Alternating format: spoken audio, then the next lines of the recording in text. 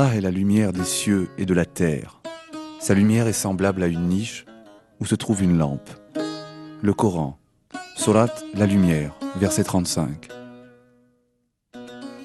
La lumière, source de toute vie, filtrée par les vitraux des Shemmassiya, projette ses coloris chatoyants selon les heures de la journée et anime les murs d'un perpétuel jeu de couleurs irisées.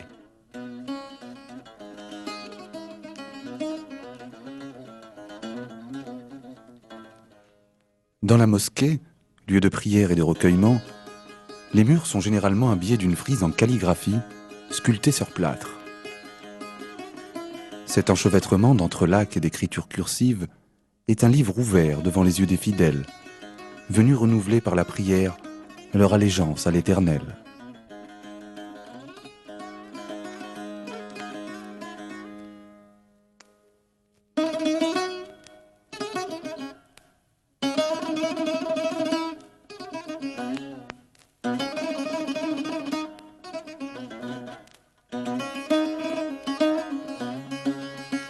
La médersa Ben Youssef fut édifiée en 1564-1565 après Jésus-Christ par le sultan saadien Moulay Abdallah. Sous les saadiens, les gypsoplastes sont restés fidèles au répertoire traditionnel, notamment le décor des étoiles polygonales. Cependant, ils ont privilégié le motif de la sombria ou pomme de pin en forme de cœur, ouvragé en relief. Un travail de fine ciselure en nid d'abeille, véritable tulle, apporte légèreté et finesse à l'ensemble. La partie supérieure de l'édifice est entièrement lambrissée de plâtre sculpté. Selon la légende, ce serait un djinn qui aurait le premier sculpté du plâtre pour Sidna Soleiman, le roi Salomon. Mais d'une manière plus prosaïque, c'est le génie créateur de l'homme qui serait à l'origine de cet art sous le règne des Abbasides de Bagdad.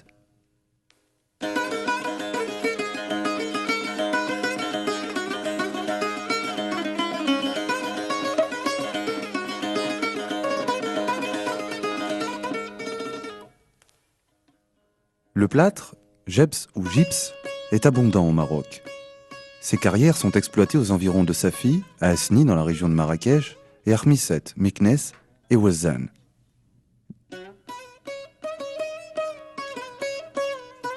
Le gypse marocain est apprécié pour ses nombreuses qualités, finesse de grain et malléabilité à l'emploi. Le Maroc exporte du plâtre vers le Sénégal, l'Irak, l'Angleterre, la Suisse, la France et les États-Unis.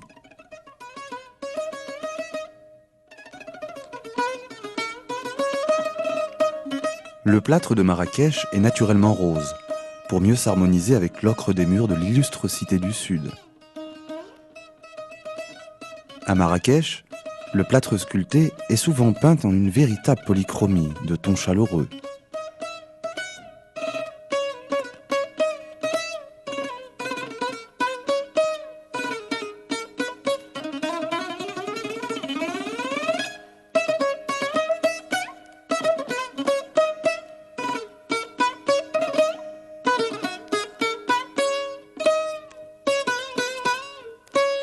Pour Laman Hussein, Ma'allem est fils de Ma'allem. L'art de la sculpture du plâtre doit être considéré comme un art à part. Dans ce champ d'action, le Ma'allem est le seul maître. Il doit veiller à l'élaboration de toutes les étapes de son œuvre. Il doit d'abord procéder à la préparation de la matière avant de commencer la sculpture. Pour cela, il doit faire lui-même le mélange et le malaxage du plâtre.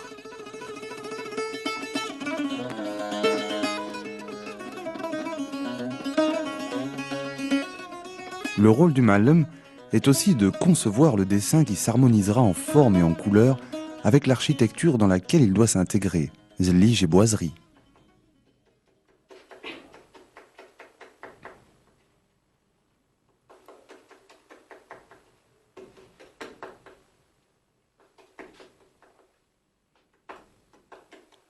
Fort d'une longue expérience acquise auprès de grands Ma'allem qu'il considère comme ses maîtres, Ma'allem Laman évoque avec émotion le Ma'allem Abdelkrim. J'étais son disciple.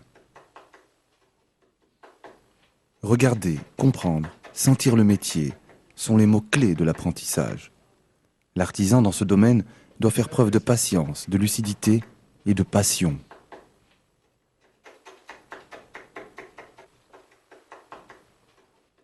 Dans cet art, dit-il, en tenant compte des bases générales et des normes spécifiques à l'architecture islamique, j'ai essayé, tout en évitant l'imitation, d'aboutir à une créativité qui serait le fruit d'une longue recherche.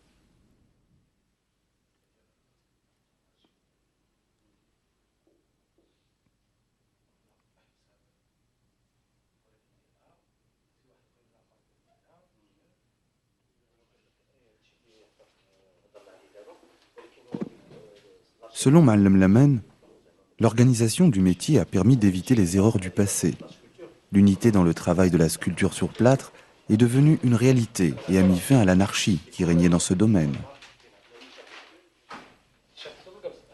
Ainsi, nous avons pu créer des ateliers où sont proposés des modèles différents dans le dessin et l'exécution. Les efforts du Ma'alem ont permis l'enrichissement du répertoire des motifs classiques, géométriques, calligraphiques et floraux selon l'art islamique. La conception du dessin du motif à sculpter est réalisée dans l'atelier après une réunion avec l'architecte et l'étude des lieux. Si parfois une séance de travail peut s'improviser d'une manière fort décontractée, elle n'en sera pas moins fructueuse. Le Ma'alem, l'air concentré, le geste maîtrisé, trace avec un crayon le croquis. Parmi la gamme des motifs enrichis depuis des siècles, il peut choisir le taster, figure géométrique, le tawriq, feuillage, les arabesques, la calligraphie, de la monumentale koufique à la cursive, au bel arrondi, le khatem Sidna Suleiman, sceau de Salomon, et bien d'autres motifs. Enfin, le dessin est prêt. Il est reproduit sur du plastique, pour la précision et la netteté des contours. Avec un cutter, le Ma'alem en découpe le tracé. Le métier du GEPS conserve, plus que tout autre, ses traditions. Un long apprentissage est nécessaire et chaque artisan se spécialise généralement dans un travail particulier. Jusqu'à la présente génération, les apprentis, ou muta'allam, n'avaient même pas droit à l'accès à l'échafaudage avant plusieurs années d'apprentissage. Le Ma'alem Hussein nous a fait remarquer que le renouveau apporté par le développement de cet artisanat a permis d'accélérer les traditions de formation.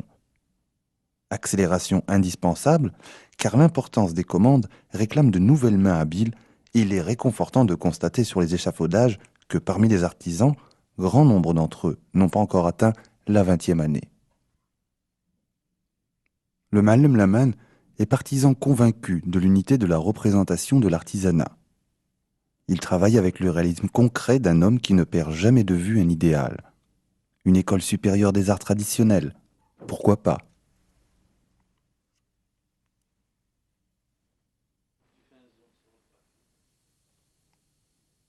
La calligraphie a pris une importance tout à fait particulière dans les décors muraux, et c'est certainement dans le GEPS qu'elle a trouvé son plus complet épanouissement.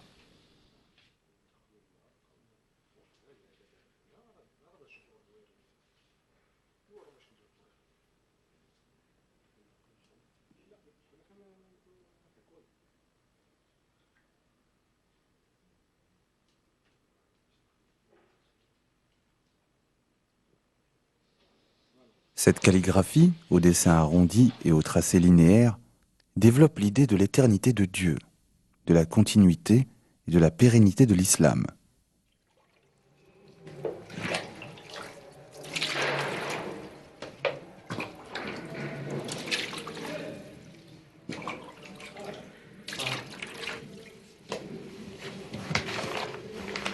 Commence alors le rituel de la préparation du plâtre.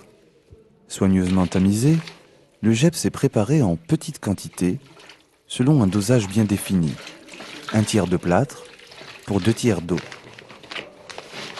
Le Ma'alem Ajjan, ou pétrisseur, le malaxe longuement et soigneusement pour éliminer le moindre grumeau et obtenir un mélange d'une parfaite fluidité. Matériau le plus élémentaire et le plus courant qui soit, le plâtre est l'objet d'une attention inconnue en Occident. Ce travail à 4 mains illustre un instant privilégié et combien significatif de la technique du GEPS. Après avoir patiemment malaxé le plâtre, Le Hajjan le fait glisser dans les mains tendues en coupe du tarah qu'il applique sur le mur. Le contact permanent de la main, outil vivant, avec la matière imprègne l'ouvrage, même terminé, d'une subtile sensualité.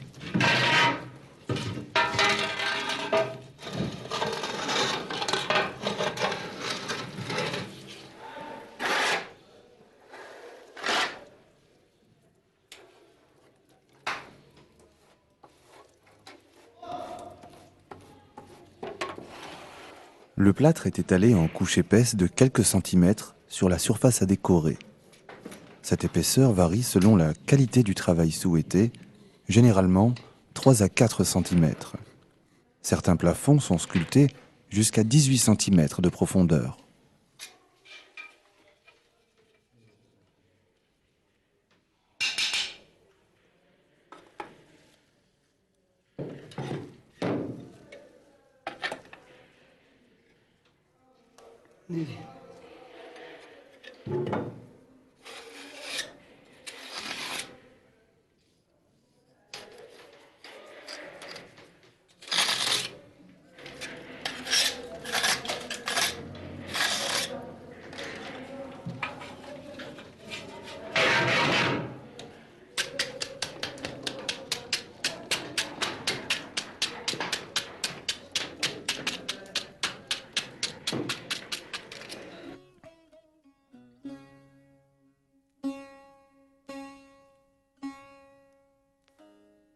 Arrive alors le Ma'allim Rabbar, muni de son pochoir en plastique. Il le plaque contre le mur plâtré et en tamponne le creux avec une camoussa, ou bourse remplie de poudre noire.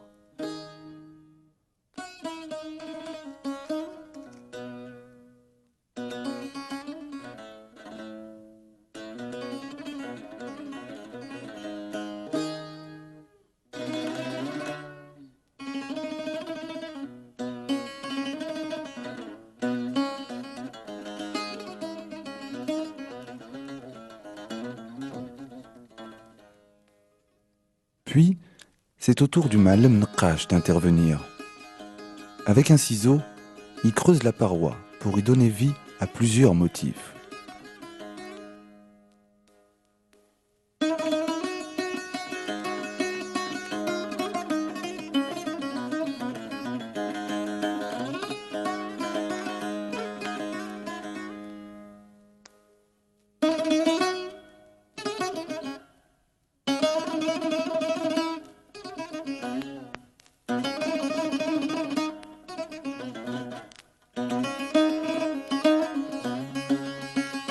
Ses gestes sont précis, son regard est aiguisé. Il est attentif et concentré sur son ouvrage. Sa main gauche sert de support au ciseau et lui permet de mieux contrôler ses gestes.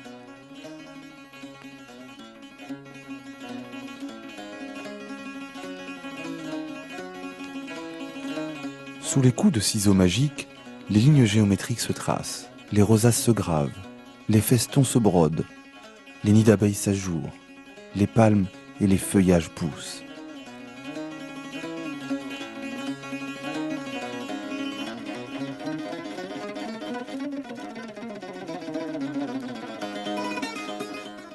En dernier lieu, passe le Ma'allim Khallas, ou finisseur. À l'aide d'une gouge ou petit ciseau, il fignole les détails, ajoute des hachures, rectifie une courbe. Il exécute un véritable travail de broderie, en perçant le plâtre en alvéoles rondes, le fameux nid d'abeille.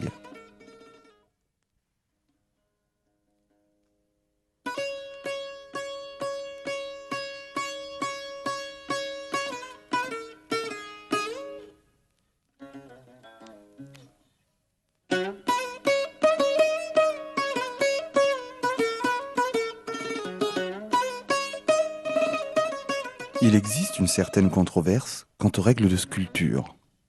Pour certains Ma'allim, la sculpture doit toujours se faire verticalement par rapport au plan du mur. Mais de nombreux artisans font également une sculpture en biais, se dirigeant vers le haut. Pour justifier cette méthode, l'artisan déclare que cette technique est destinée à suivre la vision de l'œil pour un spectateur debout au centre de la pièce.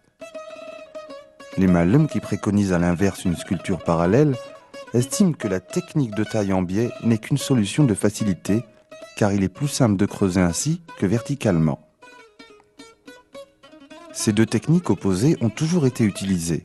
On les retrouve dans les plus anciennes médelsa.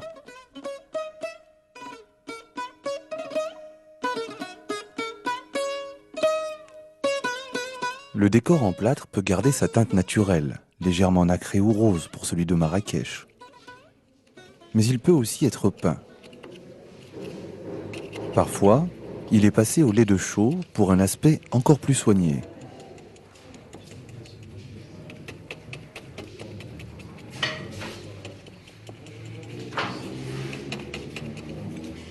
Mais le plus souvent, notamment à Marrakech, le plâtre sculpté est peint en une véritable polychromie. Dans la région de Fès, il est rehaussé par des dorures et des cabochons en saillie. Au jaune d'œuf et à l'indigo, utilisés autrefois pour peindre le gebs, le malem dispose de nos jours d'une riche palette de couleurs.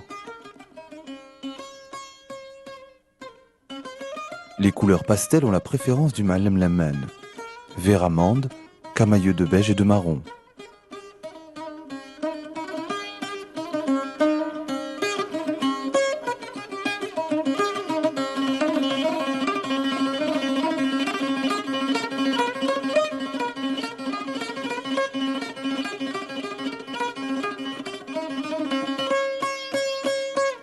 Le poète El Feshtali personnifie le plâtre et lui donne la parole. La beauté de mes merveilles charme les yeux, la splendeur de mon esprit ravit le regard. Mes sculptures sont si belles que leur éclat éblouit les yeux de tous les spectateurs. Au sommet de mon plafond apparaissent des étoiles filantes, dont la beauté à aucun moment ne s'obscurcit. Mon atmosphère est formée de vapeurs de parfum qui projettent sur le sol l'ombre et l'obscurité.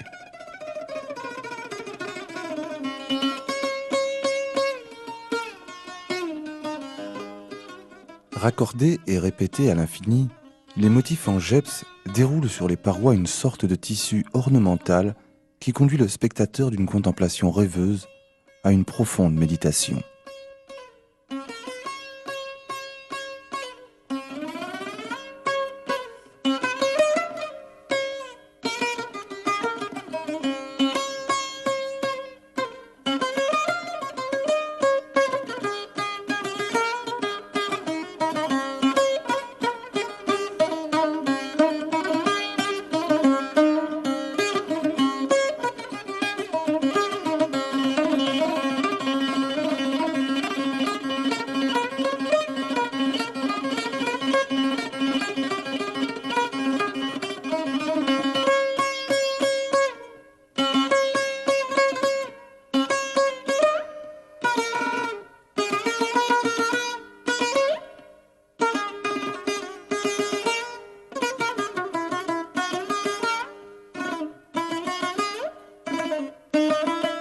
Au Maroc, le plafond est l'élément capital du décor d'une pièce, concentrant tout le soin des artisans. Éloigné des regards, il requiert une contemplation constante, une attention minutieuse et ne dévoile les secrets de sa complexe ornementation qu'après un long et patient déchiffrage.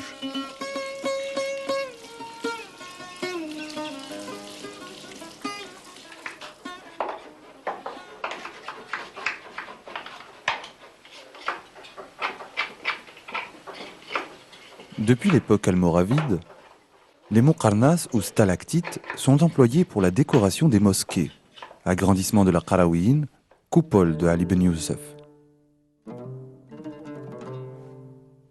Armé de spatules, le Ma'allem Naqash utilise du plâtre encore liquide pour façonner les muqarnas.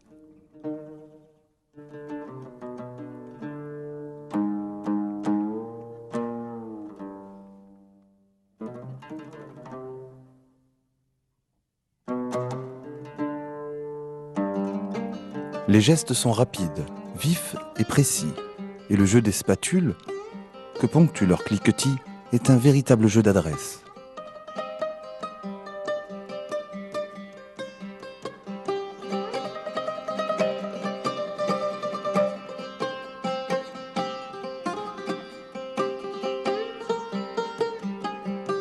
Le temps de séchage est bref et les spatules sont vite retirées.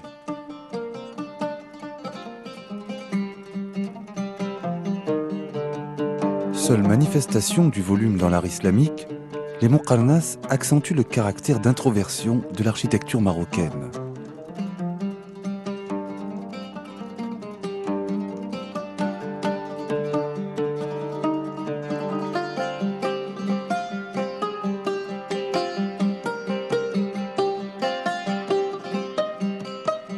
Aussi loin que l'on promène le regard en terre d'islam, nous dit Ali Al-Awati, l'œil est frappé par l'étonnante diversité des formes ornementales que déploie le génie créateur musulman. Mais ce qui surprend le plus, sans doute, c'est cette irréductible impression d'unité esthétique qui se dégage autour de ces formes et qui s'impose à l'esprit comme étant la caractéristique essentielle de l'expression artistique musulmane.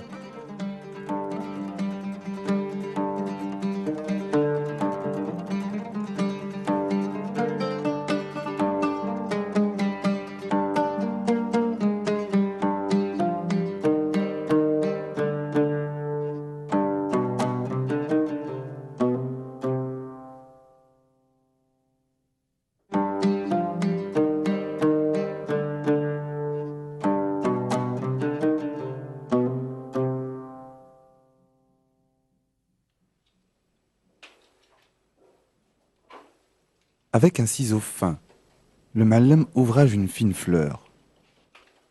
Grâce au travail et au génie de ces Ma'allemines, la sculpture sur plâtre gagnera de nouveaux horizons, d'application et d'interprétation, fidèles au passé glorieux, mais tournés vers un avenir encore plus prometteur.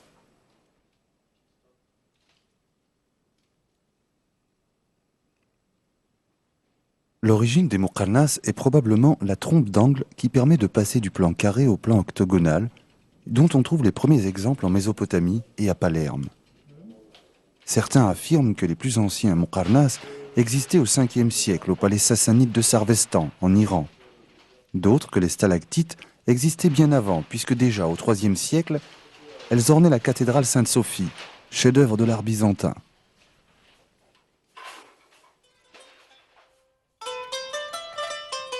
Après sculpture, les Muqarnas sont colorés, de teintes pastel ou vives. Tout concourt à un résultat d'une harmonie symphonique entre les motifs sculptés, les couleurs et les formes.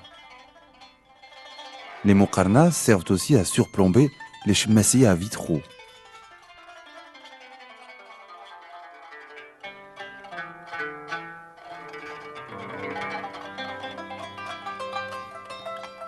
Dans sa quête de nouvelles applications du plâtre, le Ma'allem Laman fait preuve d'une ingénieuse créativité.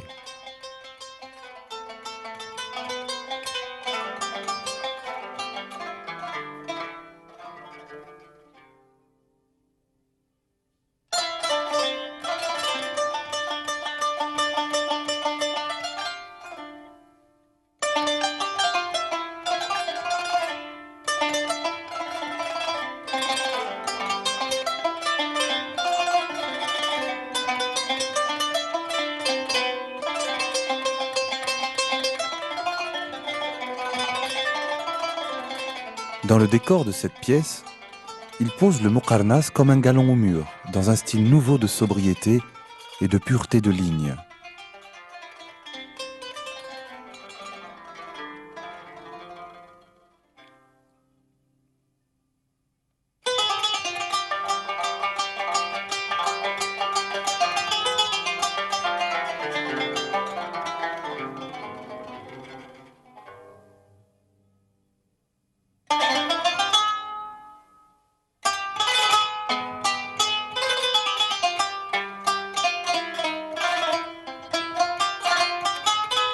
Dans cet angle de frise, la ciselure du plâtre, aérienne et épurée, préfigure un oiseau qui semble déployer ses ailes, dans un imperceptible frémissement de vie. Nous avons demandé au Ma'allem Laman quel est son plus profond souhait artistique. Il nous a répondu « Dessiner la fleur inconnue,